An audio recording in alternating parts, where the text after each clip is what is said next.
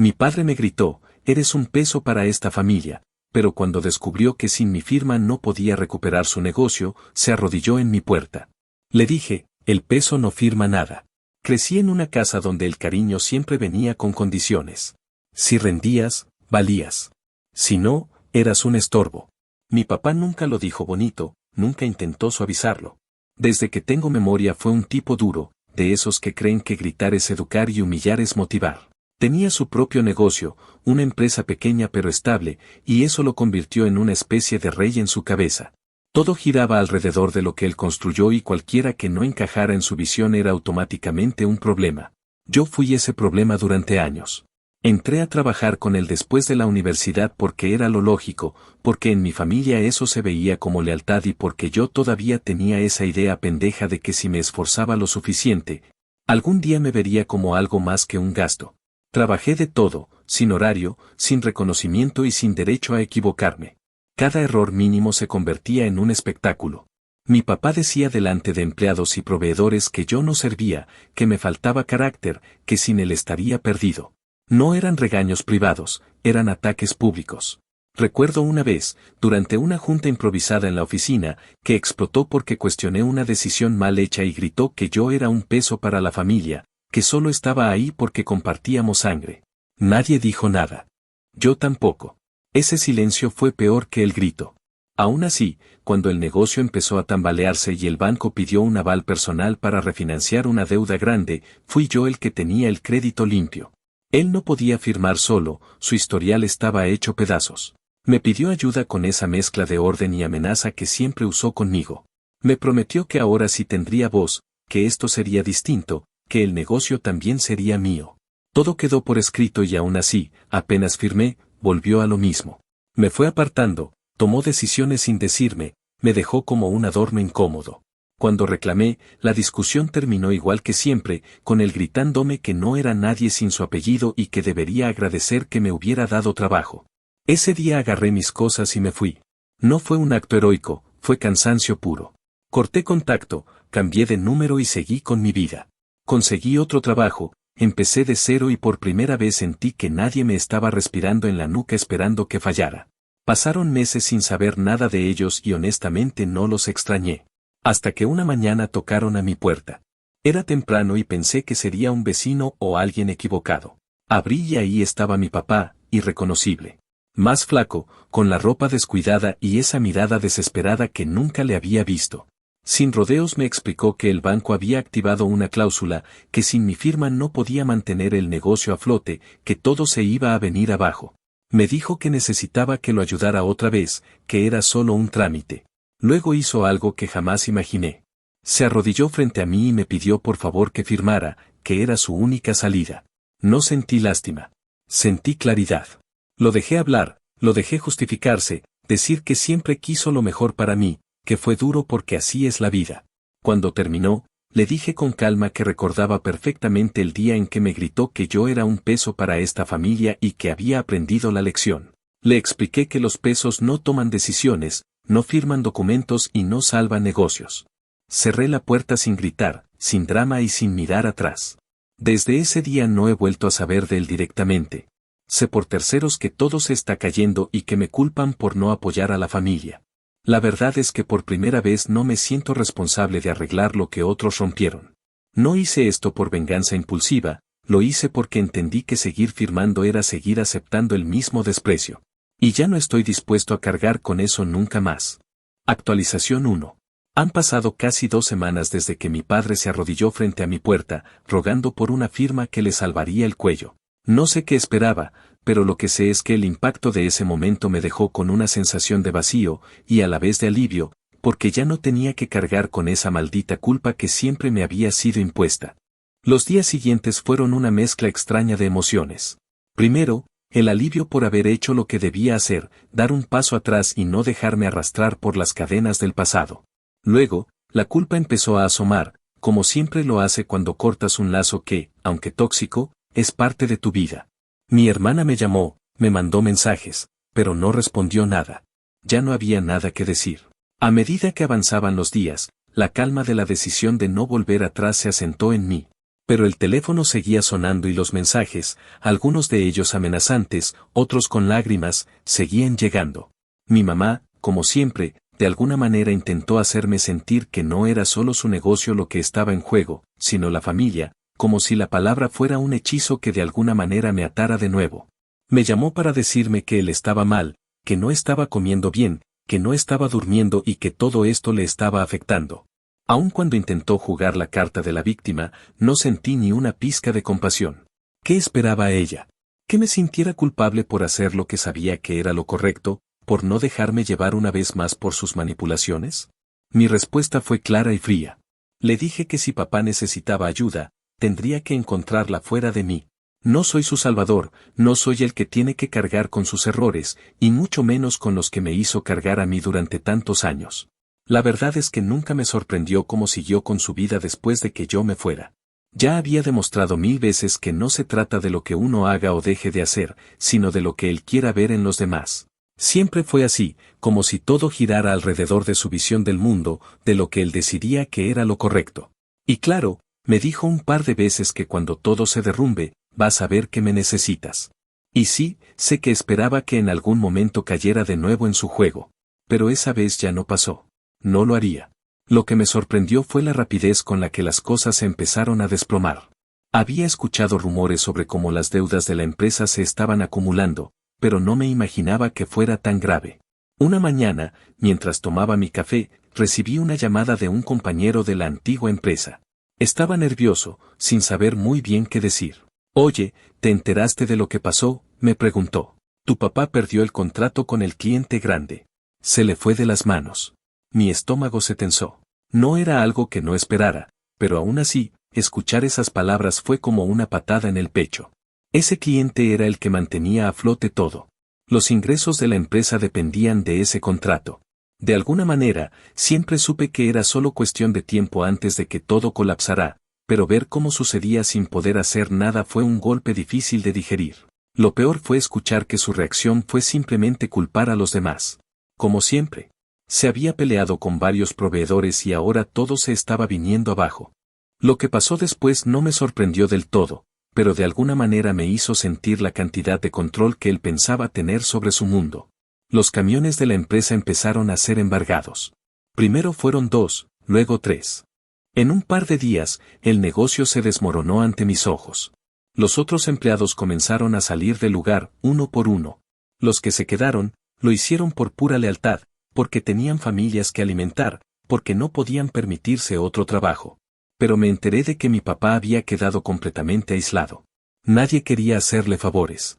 Los proveedores se estaban alejando, los contratos caían, y con cada día que pasaba, el desmoronamiento era más evidente. En un principio, pensé que podría sentir algo de satisfacción por lo que estaba ocurriendo, porque era una especie de justicia, pero la verdad es que me sentí extraño. Fue raro ver cómo una persona puede perderlo todo tan rápidamente, y aunque mi rabia hacia él seguía viva, ver su caída fue algo que no podía disfrutar del todo. Quizás nunca me había detenido a pensar que un ser humano, por más cruel que sea, también sufre. No estoy diciendo que me conmoviera, pero simplemente me hizo darme cuenta de lo que había sucedido con todo lo que construyó. Era una imagen triste y patética. Mi hermana, claro, se puso del lado de él, como siempre. En cuanto la situación empeoró, ella comenzó a llamarme para regañarme. ¿Por qué no lo había ayudado? ¿Por qué no estaba apoyando a la familia? Eres un egoísta, me dijo una vez, con esa voz que ya me conocía, la misma que siempre usaba para manipularme. Le contesté con calma que si ella quería ayudar, podía hacerlo, que si tanto le importaba, podía ir a firmar el papel ella misma. No podía creer la cara que puso cuando le mencioné eso. Te va a costar perder a papá, me dijo. Lo que me dejó pensando es que mi hermana nunca entendió que la familia no se mantiene unida con sacrificios unilaterales. No es correcto cargar con la culpa por todo lo que pasa en la vida de los demás. Siempre me comparó con ella, siempre pensó que yo debía ser el que lo resolviera todo, el que arreglara las cosas. Pero no soy el héroe de nadie. La sensación de aislamiento fue la peor parte, aunque en mi caso no era nuevo. Nadie realmente entendió por qué hice lo que hice. Y ni siquiera ellos tenían que entenderlo. Fue una de esas decisiones que tomas por pura supervivencia. Después de tantos años de estar bajo su sombra, de escuchar todo el tiempo lo que no era capaz de hacer bien, lo único que quería era ser libre. Por fin me di cuenta de que si no hacía algo drástico, iba a seguir en ese círculo vicioso. El trabajo no era solo un lugar de empleo, sino una prisión emocional, y al final era lo que me mantenía atado a un pasado que ya no quería. Lo que me sorprendió, o quizás no, fue ver cómo mi papá comenzó a enviar mensajes y correos pidiendo que lo ayudara. El primero fue algo tranquilo, casi como una petición. El segundo fue agresivo, casi exigiendo que regresara para firmar. El tercero fue completamente desquiciado, llamándome egoísta, acusándome de haberlo dejado perder todo. Todos esos mensajes, tan distintos entre sí, me mostraban lo que era mi viejo, un hombre incapaz de ver que su caída no era culpa de los demás, sino resultado de sus propias decisiones. Decisiones que había tomado a lo largo de toda su vida y que finalmente le pasaron factura. Recibí esos mensajes y no respondí, no tenía por qué hacerlo. Yo ya había hecho mi parte. Mi ayuda ya no tenía valor, y la venganza de no hacerlo fue lo único que me quedó. Así que, aquí estoy ahora. Viéndolo todo desde fuera, siendo testigo del colapso, pero sin remordimientos. El negocio ya no existe, mi padre está solo y yo, por primera vez en muchos años, puedo respirar sin sentir que alguien me está observando para esperar que falle. Actualización 2. Ha pasado alrededor de 4 meses desde que todo comenzó a desmoronarse y, aunque pensé que después de las primeras semanas ya nada podría sorprenderme, lo que vino después superó cualquier expectativa. El derrumbe del negocio de mi padre no fue simplemente un cierre abrupto, sino un proceso lento en el que él fue quedándose sin recursos, sin aliados y sin excusas. Con cada semana que pasaba, me llegaban noticias nuevas sobre su situación, algunas de boca de antiguos compañeros. Otras por mensajes indirectos de familiares que seguían tratando de meterme culpa como si fuera su deporte favorito. Todo me llegaba como piezas de un rompecabezas que yo no quería armar, pero aún así terminaba viendo completo. Al principio pensé que mi papá iba a reaccionar con la misma terquedad de siempre, esa que lo llevaba a meterse en problemas solo por demostrar que podía salir de ellos sin ayuda de nadie. Pero esta vez la situación era distinta, él estaba enfrentando algo que no podía manipular con gritos, ni resolver con amenazas, ni empujar sobre los hombros de alguien más. Sus finanzas estaban hechas polvo, los contratos desaparecieron, los bancos ya no querían escucharlo, y la gente que antes lo adulaba porque les convenía ahora no quería ni contestarle el teléfono. Cuando perdieron los camiones, pensé que eso sería lo peor que le pasaría, pero la realidad fue que ese solo fue el primer golpe de muchos. Para esas alturas yo ya estaba instalado en mi nueva vida laboral. Conseguí un puesto en una empresa grande del mismo sector, una de esas corporaciones que siempre habían sido competencia para la empresa de mi padre. Entré como analista y, aunque al principio pensé que iba a pasar un buen tiempo sin destacar, la verdad es que fue lo contrario. Resultó que mi experiencia trabajando bajo presión, acostumbrado a resolver problemas sin apoyo, sin recursos adecuados y sin dirección clara, me había preparado para lidiar con un ambiente mucho más estructurado y profesional. Las personas ahí no tenían la actitud de aplastarte para sentirse superiores, sino la de construir algo en conjunto, algo que funcionara para todos. Fue extraño adaptarme a eso, pero no de una manera mala. Mi jefe directo era un tipo que había trabajado con mi padre en el pasado, aunque no de manera cercana. Un día, después de una junta, se me acercó y me dijo que había escuchado mi apellido y que había conectado los puntos.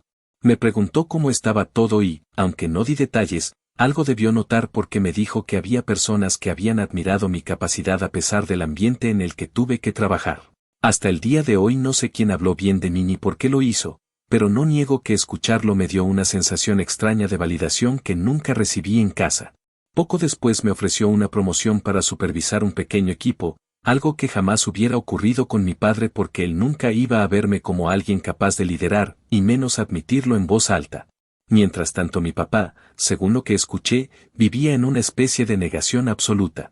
Al principio seguía yendo a lo que quedaba de la oficina, se sentaba ahí solo, fingiendo que estaba resolviendo cosas importantes mientras hacía llamadas desesperadas a viejos clientes que ya no querían tener nada que ver con él. Eventualmente dejó de ir porque no tenía sentido, y lo que antes era un lugar lleno de movimiento terminó convertido en un cascarón vacío que acumulaba polvo y deudas. Me contaron que llegó a discutir con quien administraba el edificio porque no podía pagar la renta atrasada y aún así exigía que le siguieran prestando el espacio como si nada hubiese cambiado. Aún en la ruina, seguía actuando como si el mundo le debiera algo. Durante ese tiempo recibí varios intentos de acercamiento, algunos directos, otros disfrazados de preocupación.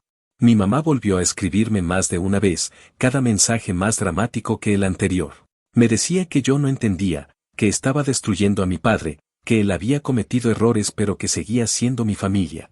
En una de esas conversaciones, le contesté con la calma que pude reunir que él había tenido infinitas oportunidades para corregir su comportamiento, conmigo y con todos los demás, y que había elegido no hacerlo. No volvió a responder. Supongo que esperaba que reaccionara con culpa inmediata, pero ya no estoy hecho del mismo material. Mi hermana, por su lado, se dedicó a hacerme quedar como un monstruo frente a todo el mundo. Al parecer, según su versión, yo había dejado morir el negocio familiar por ego. Como si no hubiera sido él quien se encargó de desmantelarlo a punta de decisiones impulsivas y maltrato constante a quienes intentaban ayudarlo. Lo más gracioso, si puedo llamarlo así, es que ella misma nunca movió un dedo para intentar salvar nada. No firmó, no aportó dinero, no tomó responsabilidades. Se limitó a señalarme desde una distancia cómoda, como siempre lo hizo. El golpe final llegó cuando me avisaron que el negocio ya no existía formalmente. La empresa fue declarada insolvente y todo lo que se podía vender, se vendió. Lo que no, quedó en manos del banco.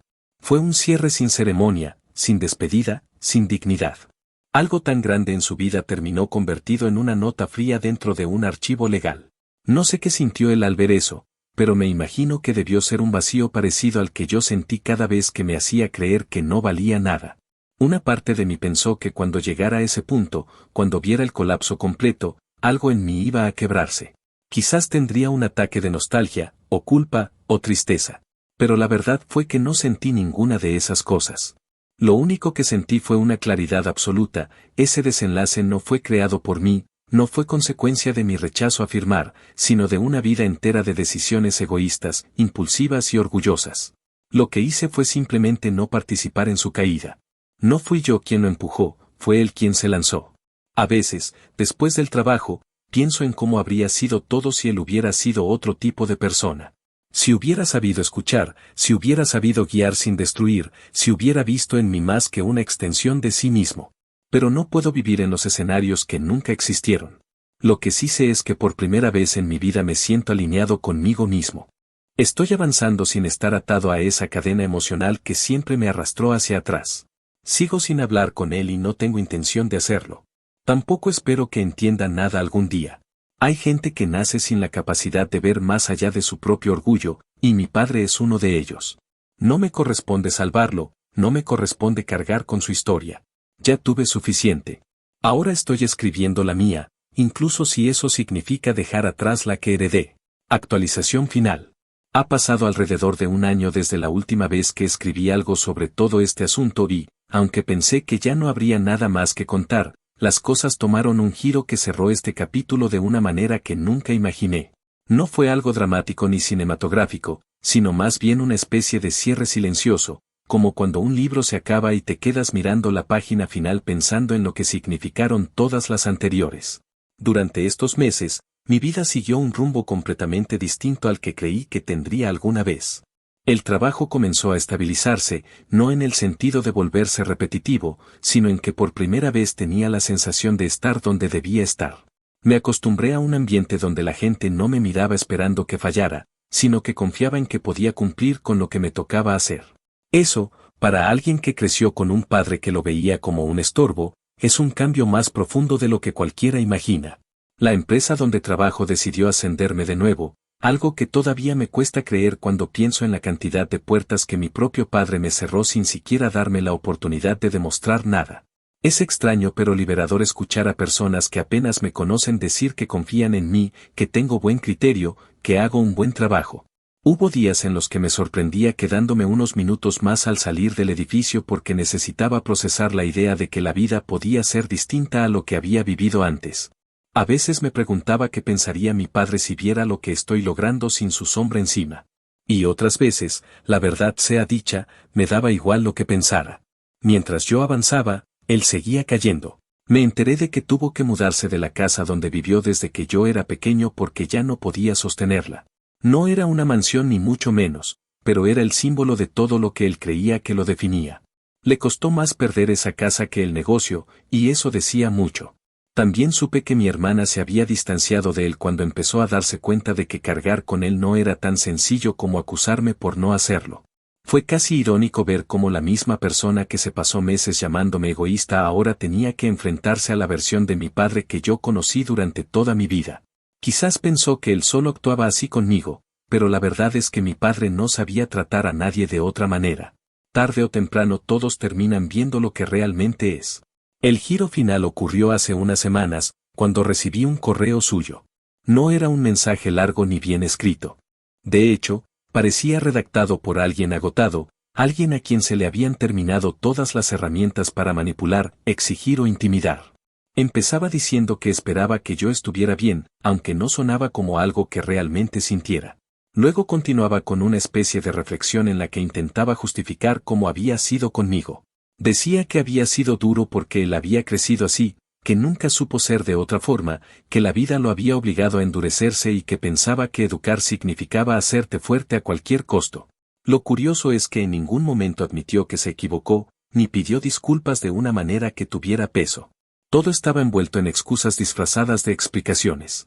Pero de entre todas esas palabras que parecían flotarle sin aterrizar en nada, hubo una frase que me llamó la atención. Dijo que ahora entendía que yo ya no necesitaba nada de él y que eso le dolía más que haber perdido el negocio. Leí esa parte varias veces porque, aunque no lo decía de manera directa, por fin estaba admitiendo algo que siempre había sabido. Mi padre había construido toda su identidad alrededor de ser indispensable. No como un padre que guía, sino como una figura que controla. Cuando se dio cuenta de que yo podía vivir, avanzar y crecer sin él, lo sintió como una traición. Y lo que más le dolía no era haberme lastimado, sino que ya no tenía ningún poder sobre mí. Esa pérdida de control era lo que realmente lo quebraba. No respondí al correo. No porque quisiera lastimarlo. Tampoco por orgullo. La verdad es que no tenía nada que decirle. Durante años quise explicarle cómo me hacía sentir, quise que entendiera el daño que había causado, pero cuando me senté frente a la pantalla, no encontré ni una sola palabra que valiera la pena escribirle. Él había llegado demasiado tarde, no porque yo necesitara una disculpa para seguir adelante, sino porque ya no quedaba ningún espacio en mi vida para algo que viniera de él. No es odio. Es simplemente ausencia. Un par de días después, mi madre me mandó un mensaje diciendo que él había estado bajo mucho estrés y que agradecería si pudiéramos hablar como familia. Lo pensé unos minutos, pero no sentí ninguna intención genuina en sus palabras. Era solo otra manera de arrastrarme de vuelta al mismo papel que había ocupado toda mi vida. Le respondí con firmeza que no tenía interés en reunirme, que esperaba que ambos encontraran la forma de salir adelante, pero que yo no iba a ser parte de ese proceso. Ella no insistió, lo cual también dijo mucho. Con el paso de los días fui notando cómo ese correo marcó un cierre definitivo para mí. Ya no reviso mi teléfono esperando algún mensaje que pueda destabilizarme. Ya no reviso el pasado tratando de encontrar algo que rescatar. Por primera vez, siento que mi historia ya no está atada a la de mi padre. La distancia emocional que antes era un esfuerzo ahora es natural. Y descubrí algo que nunca había considerado, que uno no necesita reconciliación para tener paz. A veces la paz viene simplemente de dejar ir. Sigo con el trabajo, sigo con mi vida, sigo construyendo algo que no lleva su firma ni su sombra. Y aunque no quiero entrar en detalles personales, también estoy empezando a permitir que otras personas formen parte de mi vida sin ese temor constante de no ser suficiente. Me doy cuenta de que todo ese peso emocional que cargué desde niño moldeó la manera en que me relacionaba con los demás, pero ahora que lo solté, tengo espacio para algo distinto. No perfecto, pero real. A veces la gente me pregunta si no extraño tener una familia unida o si no me arrepiento de haber cortado la relación. Nunca sé bien cómo responder porque parece que esperan una historia dramática o un discurso moral. La verdad es mucho más simple. No tengo rencor, no deseo que les vaya mal, no busco venganza. Solo quiero vivir una vida donde no tenga que justificar mi existencia. Y esa es una libertad demasiado valiosa para renunciar a ella por vínculos que siempre estuvieron rotos. El capítulo con mi padre no terminó con un abrazo, ni con una disculpa, ni con una reconciliación. Terminó con un silencio en el que, por primera vez, no hay nada pendiente. Y eso, aunque suene extraño, ha sido más liberador que cualquier perdón.